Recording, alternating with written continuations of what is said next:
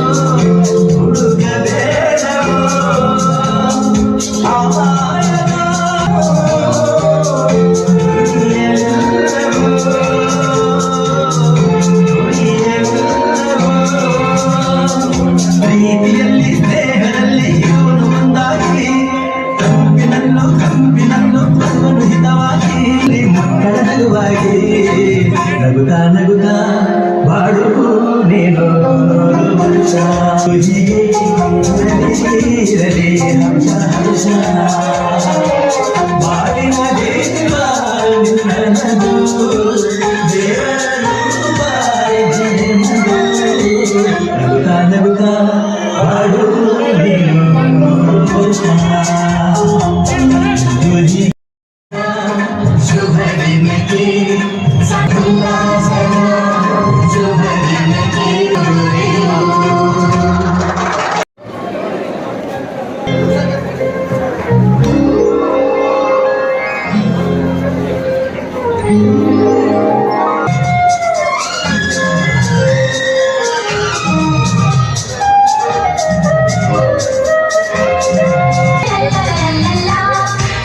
ಬಾಳು ನೀನು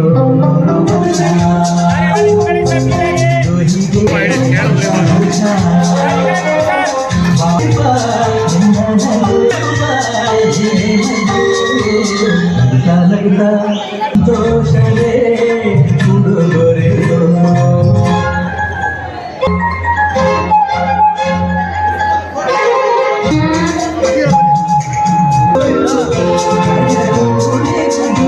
ಸೂರ್ಯನಾಡೋ ಜಾರಾಟ ಬಾನುಗಳಂತೆ ಬೀಸುಗಾಡಿ ತೂವ ಪೈರು ಭೂಮಿ ದೇವರು ಕಂಡ ಸಿದ್ಧಿಯ ಅಂದ ಎಲ್ಲರೂ ಮೆಡಲೆಂತೆ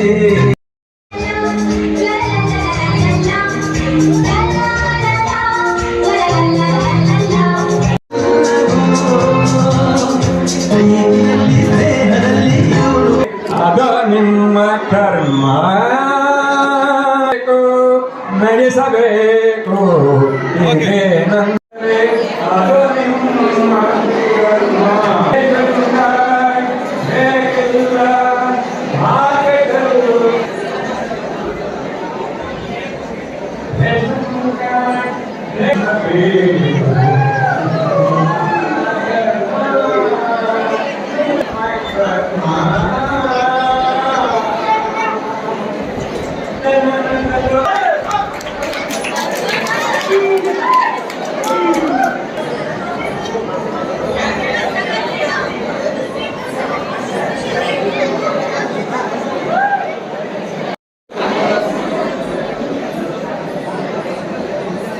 ಸಂಸ್ಥೆಯನ್ನ ನಮ್ಮ ತಂದೆ ಚೆನ್ನಗಪ್ಪನವರು ಅವರ ಒಂದು ಆಶೀರ್ವಾದ, ಅವರ ಆಶೀರ್ವಾದದಿಂದ ಅವರು BA ಕಾನೂನು ಪದವಿಯನ್ನು ಪಡ್ಕೊಂಡು ನಂತರ ಅವರು ಒಂದು ಉದ್ಯಮಿಯಾಗಿ ನಂತರ ಸಾಮಾನ್ಯ ದೇವೇಗೌಡರ ಆಶೀರ್ವಾದದಿಂದ ಕೊಡಕೆರೆ ಕ್ಷೇತ್ರಕ್ಕೆ 3 ಬಾರಿ ಹ್ಯಾಟ್ರಿಕ್ MLA ಆಗಿ ಅರಣ್ಯ, ಅಬಕಾರಿ, ರೇಷ್ಮೆ, ಪರಿಸರ ಮತ್ತು ಹಲವಾರು ಖಾತೆಗಳ ಸಚಿವರಾದರು. ಸನ್ಮಾನ್ಯ ದೇವೇಗೌಡರ ಆಶೀರ್ವಾದದಿಂದ ನಮ್ಮ ತಂದೆ ಚೆನ್ನಗಪ್ಪನವರು. ಅವರ ಆಸೆ ಏನಪ್ಪ ಅಂತಂದರೆ ಸಮಾಜಕ್ಕೇನೋ ಒಂದು ಮಾಡಬೇಕು, ಒಂದು ವಿದ್ಯಾದಾನ, ಒಂದು ಅನ್ನದಾನ ಕೊಟ್ಟಂಥ ಮಹಾಪ್ರಭುಗಳು ಸನ್ಮಾನ್ಯ ಚೆನ್ನಗಪ್ಪನವರು. ಅವರ ಆಶೀರ್ವಾದ ಇವತ್ತು ನಮ್ಮ ವಿದ್ಯಾಸಂಸ್ಥೆ 16 ವರ್ಷ ಆಯಿತು. ಇವತ್ತು ಅವರ ಆಶೀರ್ವಾದದಿಂದ ಯಶಸ್ವಿಯಾಗಿ ನಮ್ಮ ಪ್ರಿನ್ಸಿಪಾಲರು ಮತ್ತು ನಮ್ಮೆಲ್ಲ ಸ್ಟಾಫ್ಸ್ ಮುಖಾಂತರ ಯಶಸ್ವಿಯಾಗಿ ಹಿಡಿತಾ ಇದೆ ಇವತ್ತು ನಿಮ್ಮೆಲ್ಲರ ಆಶೀರ್ವಾದದಿಂದ. ಜೊತೆಯಲ್ಲಿ ಇವತ್ತು ಪ್ರಶಸ್ತಿ, ಇವತ್ತು ನಾನೆಲ್ಲ ನಮ್ಮ ನೂತನವಾಗಿ ಹೊಸದಾಗಿ ಅಡ್ಮಿಷನ್ ಆದಂಥ ಎಲ್ಲ ಫ್ರೆಷರ್ಸ್ಗೆ ನಮ್ಮ ತಂದೆಯ ಪರವಾಗಿ, ನಮ್ಮ ಕಾಲೇಜ್ ಪರವಾಗಿ ಸ್ವಾಗತವನ್ನು ಬಯಸ್ತೇನೆ. ವಿದ್ಯಾಭ್ಯಾಸ ಅಂತಂದರೆ ಇವತ್ತು ಇವೆಲ್ಲ PUC ಪಾಸ್ ಮಾಡಿ ಬಂದಿದ್ದೀವಿ. ನಿಮ್ದೇನಪ್ಪ ಅಂತಂದರೆ ಕಡೆ ಇರಬೇಕು, ನೀವು ಎಜುಕೇಷನ್ ಒಂದೇ ನಿಮ್ಗೆ ಜ್ಞಾನ ಇರಬೇಕು. ನಾನು ನೋಡ್ತೀನಿ ಇವತ್ತು ಎಷ್ಟೋ ಕಡೆ ಏನಾಗಿದೆ ಅಂತಂದರೆ ಇವತ್ತು ಮಕ್ಳಿಗೆ ಶಿಕ್ಷಣ, ಇವತ್ತು ಟೀಚರ್ಸ್ ಎಲ್ಲ ಜನ ಪಾಠ ಮಾಡ್ತಾರೆ, ವಿದ್ಯಾರ್ಥಿಗಳು ಏನಾಗಿದ್ದಾರೆ ಇವತ್ತು ಎಲ್ಲ ಕಡೆ ಫೇಸ್ಬುಕ್ಕು, ವಾಟ್ಸಪ್ಪು, ಯೂಟ್ಯೂಬ್. ದಯಮಾಡಿ ಈ 3 ಕಮ್ಮಿ ಮಾಡಿ. ಈ ಒಂದು ವಿದ್ಯಾಭ್ಯಾಸ ಸಮಯದಲ್ಲಿ ಈ 3 ನಿಮ್ಮ ಶತ್ರುಗಳು, ಅದಕ್ಕೆ ದಾಸರಾಗಬೇಡಿ. ಇದಕ್ಕೆ ಉಪಯೋಗಿಸಿ, ಒಂದು ಅರ್ಧ ಗಂಟೆ ಉಪಯೋಗಿಸಿ. Day night WhatsApp, day night YouTube, day night Facebook ನೋಡಿದ್ರೆ ಇವೆಲ್ಲ ಓದ್ತೀರಿ. ದಯಮಾಡಿ ನನ್ನ ಮನವಿ ಏನಪ್ಪ ಅಂತಂದರೆ, ಈ 4 ವರ್ಷಗಳ ಕಾಲ ಇಂಥವೆಲ್ಲ ಕಮ್ಮಿ ಮಾಡಿ, ಪುಸ್ತಕನೇ ನಿಮ್ಮ ಫೇಸ್ಬುಕ್ಕು, ನಿಮ್ಮ ಟೀಚಿಂಗ್ಗೆ ವಾಟ್ಸಪ್ಪು, ನಿಮ್ಮ ಕಲಿಕೆನೇ ಯೂಟ್ಯೂಬ್, ಇದನ್ನ ಅರ್ಥ ಮಾಡ್ಕೊಂಡು ಓದಿ ನೀವು. ಯಾಕೆಂದರೆ ನಿಮ್ಮ ತಂದೆ ತಾಯಿಯಂದಿರು ಕಷ್ಟಪಟ್ಟು ಫೀಸ್ ಕಟ್ತಾರೆ. ಅವ್ರಿಗೇನು ಆಸೆ ಏನಪ್ಪ ಅಂತಂದರೆ, ನನ್ನ ಮಗ BE ಓದಲಿ.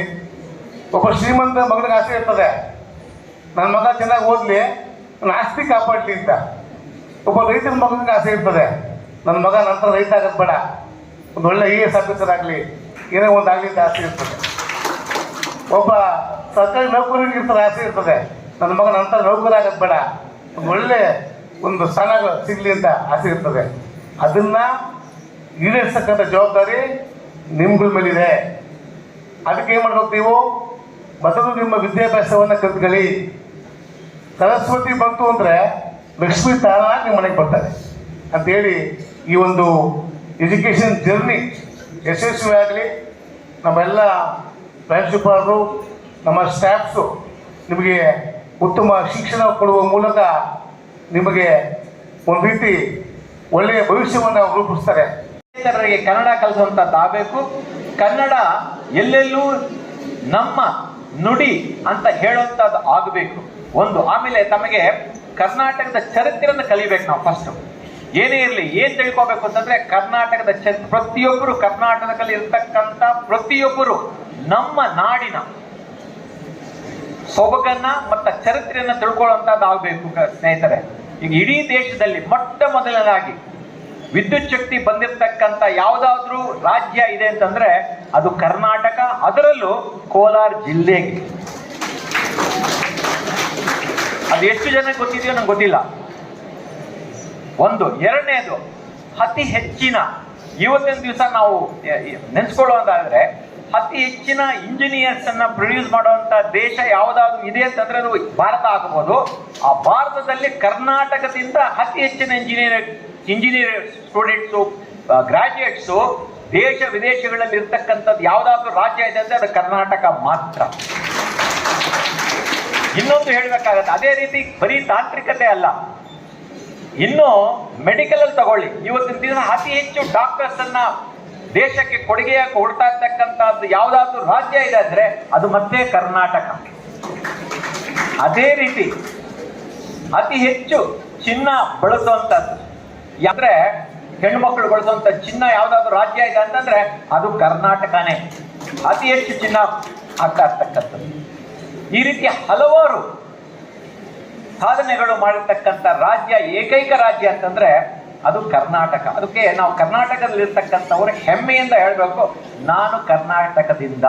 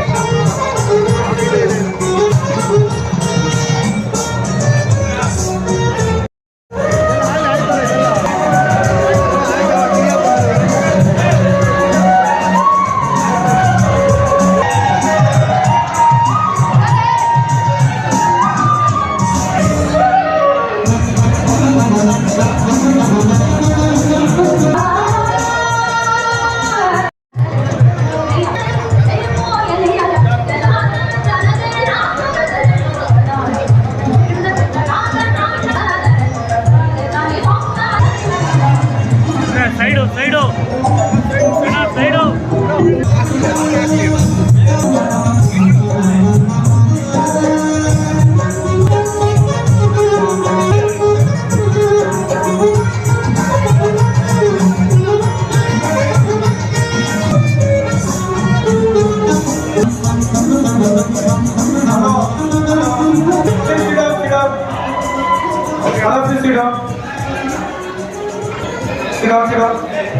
5 minutes. Please, all the students, please sit down. Only 5 minutes. Last word of time. 5 minutes.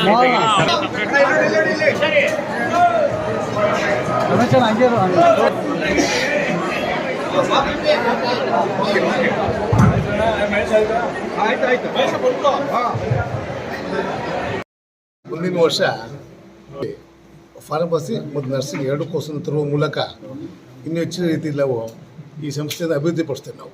ಗ್ರಾಮೀಣ ಪ್ರದೇಶದ ವಿದ್ಯಾರ್ಥಿಗಳಿಗೆ ಏನು ಹೇಳಕ್ಕೆ ಇಷ್ಟಪಡ್ತೀವಿ ಸರ್? ಗ್ರಾಮೀಣಾಭಿವೃದ್ಧಿ ಪ್ರದೇಶಕ್ಕೆ ಒಳ್ಳೆಯ ಶಿಕ್ಷಣ ಕೊಡಬೇಕು. ಹಳ್ಳಿಗಾಡಿನ ಮಕ್ಕಳಿಗೆ, ರೈತರ ಮಕ್ಕಳಿಗೆ, ಎಲ್ಲ ಜಾತಿ ಮಕ್ಕಳಿಗೆ ಶಿಕ್ಷಣ ಕೊಡುವ ಗುರಿನೇ ನಮ್ಮ ಸಂಸ್ಥೆ ವಿದ್ಯಾಸಂಸ್ಥೆ, ಶಿವಕುಮಾರ ಸ್ವಾಮೀಜಿ ವಿದ್ಯಾಸಂಸ್ಥೆ. ಹಾಗಾಗಿ ನಾವು ಮುಂದಿನ ದಿನಗಳಲ್ಲಿ ಇನ್ನೂ ಹೆಚ್ಚು ಕೋರ್ಸನ್ನು ಹಾಕುವ ಮೂಲಕ ಉತ್ತಮ ಶಿಕ್ಷಣವನ್ನು ಕೊಡ್ತೇವೆ. 16 ವರ್ಷಗಳ ತುಂಬ 16 ವರ್ಷ ಅಂದರೆ ಎಲ್ಲ ಸಹಕಾರ, ನಮ್ಮ ಪ್ರಿನ್ಸಿಪಾಲರು, ನಮ್ಮ ಸ್ಟಾಫು ಮತ್ತು ನಮ್ಮ ವಿದ್ಯಾರ್ಥಿಗಳು ಮತ್ತು ನಮ್ಮ ಗ್ರಾಮಸ್ಥರು ಎಲ್ಲ ಸಹಕಾರದಿಂದ ಇವತ್ತು 16 ವರ್ಷಗಳ ಕಾಲ ಶಿವಕುಮಾರ ಸ್ವಾಮೀಜಿಯವರ ಆಶೀರ್ವಾದದಿಂದ, ನಮ್ಮ ತಂದೆ ಚೆನ್ನಗಪ್ಪನವರ ಆಶೀರ್ವಾದದಿಂದ ಯಶಸ್ವಿಯಾಗಿ ಇವತ್ತು ಉತ್ತಮ ಶಿಕ್ಷಣ ಕೊಡುವ ಮೂಲಕ ಯಶಸ್ವಿ ಆಗ್ತಾಯಿದೆ. ಸರ್, ಹುಟ್ಟುಹಬ್ಬದ ದಿನ ಹಲವಾರು ಎಲ್ಲ ಗಣ್ಯರು ಇವತ್ತು ರಾತ್ರಿಯಿಂದ, ನಿನ್ನೆ ರಾತ್ರಿ 12 ಗಂಟೆಯಿಂದ ಇದುವರೆಗೂ ಕೂಡ ಸಾವಿರಾರು ಸಂಖ್ಯೆಯಲ್ಲಿ ಇವತ್ತು ದೊಡ್ಡಬಳ್ಳಾಪುರ, ನೆಲಮಂಗಲ, ತುಮಕೂರು ಜಿಲ್ಲೆ ಮತ್ತು ಕೊಟಗೆರೆ, ತುಮಕೂರು ಗ್ರಾಮಾಂತರ ಎಲ್ಲ ಕಾರ್ಯಕರ್ತರು ಬಂದು ನಮ್ಮ JDS ಕಾರ್ಯಕರ್ತರು ಶುಭವನ್ನು ಹಾರೈಸಿದ್ದಾರೆ. ನಾನು JDS ಮತ್ತು BJP ಕಾರ್ಯಕರ್ತರಿಗೆ ನಮ್ಮ ತಂದೆಯ ಪರವಾಗಿ ನಾನು ಅಭಿನಂದನೆ ಸಲ್ಲಿಸ್ತೇನೆ. ಅವ್ರು ಗೆದ್ದಾಗಲೂ ಕೂಡ ಭವಿಷ್ಯ ನೋಡಿದ್ರೆ ಈಗ ಏನು ಹೇಳಕ್ಕೆ ಇಷ್ಟಪಡ್ತೀರಿ ಸರ್? ಈ ಬಾರಿ ನನ್ನ ಪ್ರಕಾರ 10,000 ಮತಗಳಿಂದ ಗೆಲ್ತಾರೆ ನಿಖಿಲ್ ಕುಮಾರಸ್ವಾಮಿ ಅವರು. ಅಲ್ಲಿ ಸ್ವಲ್ಪ ಜಿದ್ದಾಜಿದ್ದಿ ಇತ್ತು, ಬಟ್ ಆದರೂ ಕೂಡ ಇಡೀ ಸರ್ಕಾರ ಇತ್ತಲ್ಲಿ, ಅದು ನಡೆಯಲ್ಲ. ಈ ಕಾಂಗ್ರೆಸ್ ಗಿಡ, ಅದು ಉತ್ತಮ ಕೆಲಸ ಮಾಡಿಲ್ಲ, ರಸ್ತೆಗಳಾಗಿಲ್ಲ, ಬರೀ ಬೋಗಸ್ಸು ಯೋಜನೆಗಳು. ಆಮೇಲೆ ಭಾಗ್ಯಲಕ್ಷ್ಮಿ ಯೋಜನೆ ದುಡ್ಡು ಯಾರಿಗೂ ಹೋಗಿಲ್ಲ.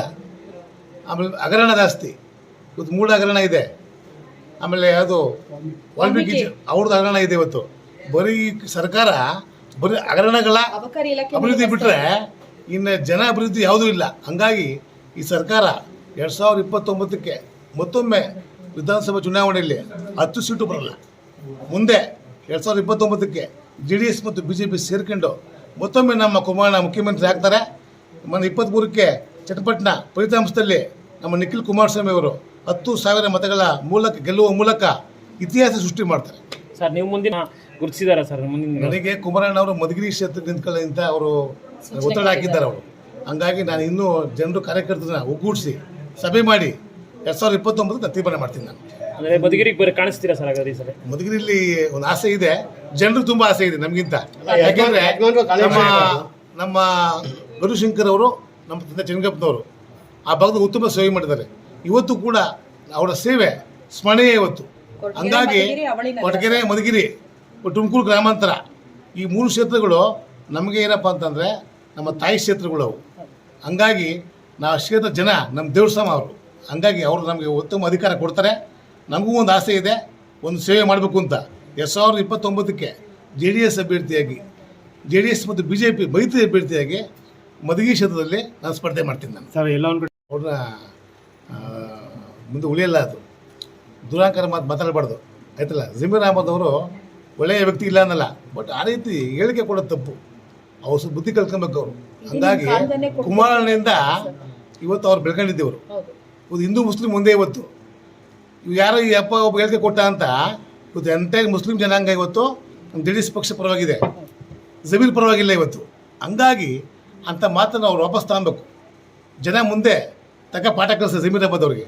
ಅವರ ಮಾತನ್ನು ಆಡಬಾರ್ದು, ಅವ್ರು ಕೂಡಲೇ ಅವರು ಕ್ಷಮೆ ಕೇಳಬೇಕು ಅಂಥೇಳಿ ನಾನು JDS ಕಾರ್ಯಕರ್ತರ ಪರವಾಗಿ ನಾನು ಆಗ್ರಹ ಮಾಡ್ತೀನಿ ಅವ್ರಿಗೆ.